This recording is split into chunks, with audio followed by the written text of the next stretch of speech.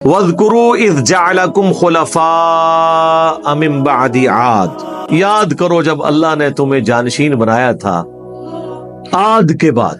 وہی بات دیکھ لیں، ہسٹری بار بار ریپیٹ ہو رہی ہے۔ پاکستان میں بھی میں پولیٹیکل لیڈرز کو کہتا ہوں کہ یار اگر تم ہسٹری دیکھو نا، بار بار ریپیٹ ہو رہا ہے وہی کچھ، پھر بھی یہ اپنی حرکتوں سے باز نہیں آتے۔ یہ کہتے ہیں ہمارے ساتھ یہ نہیں ہوگا۔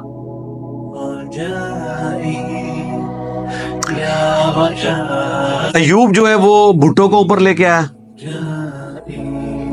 ایوب کے ساتھ جو کچھ ہوئی وہ کروانے والا بھٹو تھا۔ بھٹو ضیاء الحق کو اوپر لے کے آیا، بھٹو کے ساتھ جو کچھ ہوا وہ کروانے والا ضیاء الحق تھا۔ مشرف کو کون اوپر لے کے آیا؟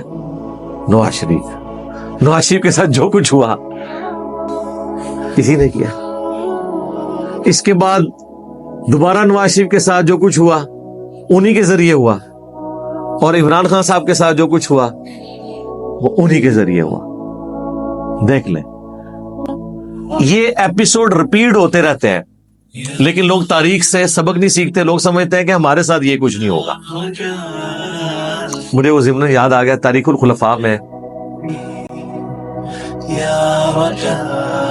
جلال الدین سیوطی نے نقل کیا ہے، اس کی ہیڈنگ بنائی ہے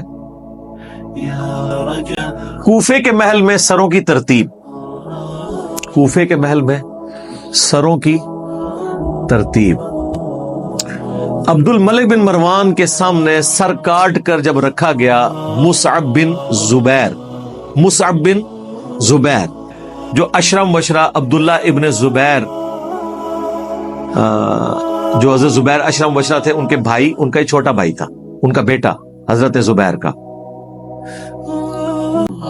تو وہاں ایک شخص کھڑا تھا،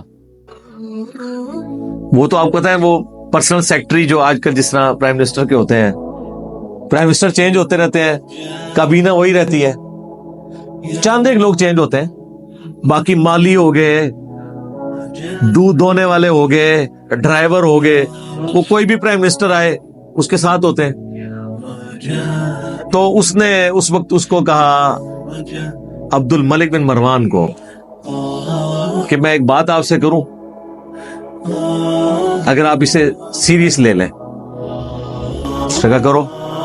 ان کا یہ جس جگہ پہ آپ بیٹھے ہیں نا، اور آپ کے سامنے لا کر مصعب بن زبیر کا سر رکھا گیا ہے، کچھ عرصہ پہلے آپ کی سیٹ پہ مصعب بن زبیر بیٹھا تھا اور اس کے سامنے مختار ثقفی کا سر رکھا ہوا تھا، اور اس سے کچھ عرصہ پہلے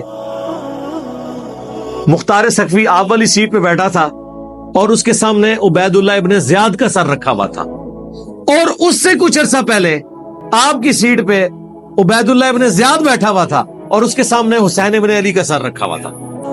جی جی، یہ ترتیب ہے سر، یہ تو بخاری میں آیا نا 3748 حدیث، کہ جب عبید اللہ ابن زیاد کے سامنے سر کاٹ کر ایک تشت میں پیش کیا گیا گورنر کوفہ کے سامنے حسین ابن علی کا، کچھ عرصے بعد اسی تشت میں عبید اللہ ابن زیاد کا سر رکھا تھا اور کرسی پہ مختار ثقفی بیٹھا ہوا تھا۔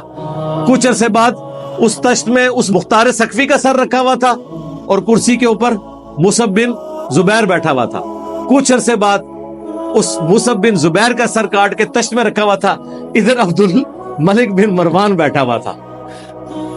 جب اس نے سٹوری سنی نا، انہوں نے کہا اٹھو جی تو چکو سارا کچھ، اس نے محل ہی ختم کر دیا۔ انہوں نے کہا جی بھائی جی تو اسی انہوں شفٹ کرنا ہے، بغداد شفٹ کرو، ٹھیک ہے نا، وہ اپنا جو دارالخلافہ ہے وہ شام شفٹ کرو جی، کوفے تو میں نے رہنا ہی نہیں ہے۔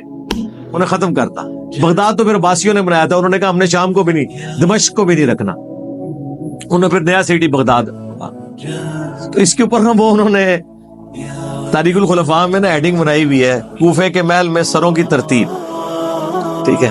پاکستان کے پرائم منسٹر ہاؤس میں بھی یہ ترتیبیں بنتی ہیں، بعض کے سر کٹے، بعض کے نہیں کٹے، بلکہ پوسٹیں سب سے چھینی ہیں۔